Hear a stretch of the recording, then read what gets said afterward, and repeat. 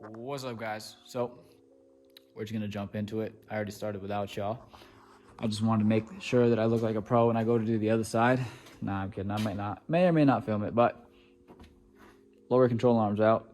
This one came out nice and easy. This one was not seized, which saves me the hassle of having to do bushings on this, as well as not having to buy a new control arm and still having adjustability in the rear. So I'm actually going to take this whole knuckle off just so that I can store it over there with the other motors, and I'm going to do the same thing on this side to get that control arm off and have that one ready to put on this side so that I can have my camber adjustability. It's not like as much, but it'll give me a little bit of play in the rear, and I'll actually be able to tighten down the bolts, and I won't have the headache, or I'll have peace of mind knowing that these aren't stripped and that they're set and I don't have to worry about them. So let's go look at the other control arm. I have it out over here. This is for the driver's side. And what I forgot is, I'm not sure if I pulled these out of the last subframe or if I think I did, because I think the other ones had bent, so I had to replace them. But these ones came out nice and clean. The bushings are actually still good. And I forgot I actually put new sway bar links on these ones, and these sway bar links were better and they're adjustable. So those will be going in along with the control arm. That's the camber bolt. I need to clean that up. I have to find the washer. I just realized that I don't have the other camber adjustment washer on there. These are going to be a pain to come out because they're rusty crusty. I'm going to have to cut them out, as well as the sway bar link. I will probably have to cut off the sway bar. That's going to be a hassle. So I probably won't get to that tonight, but you guys will see it in this video. It'll probably be tomorrow or the next day, but it'll be the next few clips for you guys. So that's where I'm at. I know this car's still not registered.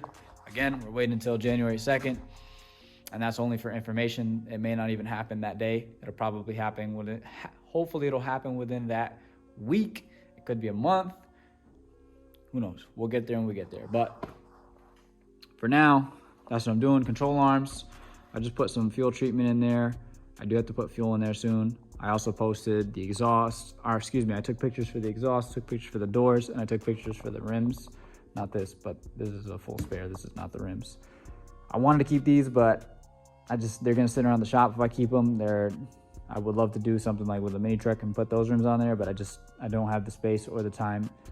I don't have a mini truck yet, so those aren't gonna stay probably. Anyways, let's get back to that subframe. I probably not gonna film it. I need to charge this phone, as well as it's just a lot to film. It's a lot of work. It'll just be a time lapse if I do it. So you guys are gonna go on the charger, and I'm gonna get crack-a-lacking so that we can get back to it and start to get on that car.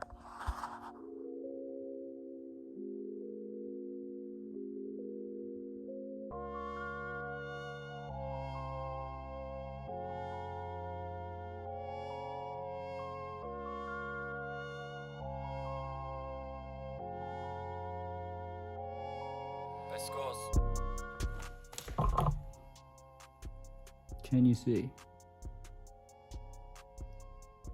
That's how cold it is in here, guys. My hand is steaming. I'm telling you, it's literally my hand, look.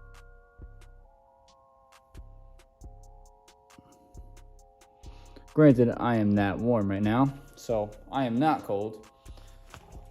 All right, hold on. Let me zoom in. All right, so I'm gonna try to stay focused here because there's a lot of information. But this is all done now. As you guys just saw, I took off the passenger side knuckle. Everything actually came off pretty smoothly. I looked like a pro. It was nice and easy. It was easy on both sides relatively. This one is also not as crusty as the other one. So this is the bare subframe now. Plan with this is probably to get it all cleaned up, sandblasted, and then either powder coated or painted with some type of enamel and new bushings and everything. But that's not for a long time. Could be months, could be a year, could be next month because the other ones in the other subframe go. But as of right now, it is indefinite. I'm not worried about that. That can sit over there and, you know, collect dust for now. This is part of the e-brake cable. It looks like it actually detached from the other side of that. This goes there, and then this is the passenger side e-brake, driver side e-brake, knuckle. We got a wheel hub, we got the drum brake assembly still on there, then we got a shield, then we got the knuckle itself, and then we got the axle, and we got the upper control arm and ABS wire on there. So I just left that all together because it can all stay together. It's not that big a deal. I'm just gonna store that over there with the diffs, motors, and all that other stuff. Then we got a sway bar right here, and then we have the shock strut, whatever you want to call it, coilover. I know it's not a coilover, but stock suspension, lower control arm, sway bar link, and then a traction rod arm. That's traction rod arm bolts, camber bolt for the control arm, some tools, upper control arm bolts that went to the subframe, and yeah. So all of that stuff is all set now. I do have to wire wheel these and clean those up, and then clean the inside of these collars up, and then grease all of them before they go in. That sway bar link is actually doing really good. I know we already spoke about that. The next thing is going to be to clean all this up, get this all sorted out, put all that stuff over there, put that over there, and then get to taking out these lower control arms. Now, these lower control arms are going to be a hard time because the collar is seized to the camber bolt. So that's the camber bolt. That's the bushing that I'm talking about, the collar in there. And what happens is they weld themselves together over time when they get really hot and crusty and rusty and corroded. So what happens is that is being held in place in the subframe like this. The bolt is through the control arm and the subframe. So what happens is you have to cut off this end and this end to get the control arm out because the bolt doesn't want to come out of the collar this way. So I'm going to try to loosen it up, maybe I don't really want to put heat in it. So maybe try to like coil it and then air hammer, I believe that's the word I'm looking for, the tool name. Air punch it out, and if that doesn't work, then I'll have to cut them out this way, and it's just really tight clearance, and it's just a pain. So air hammer will be the first attempt, and then if that doesn't work, then I'll cut them out. We will get to that. I don't know if I'm going to film all that because I'm going to be under the car, and it's just going to be a miserable time.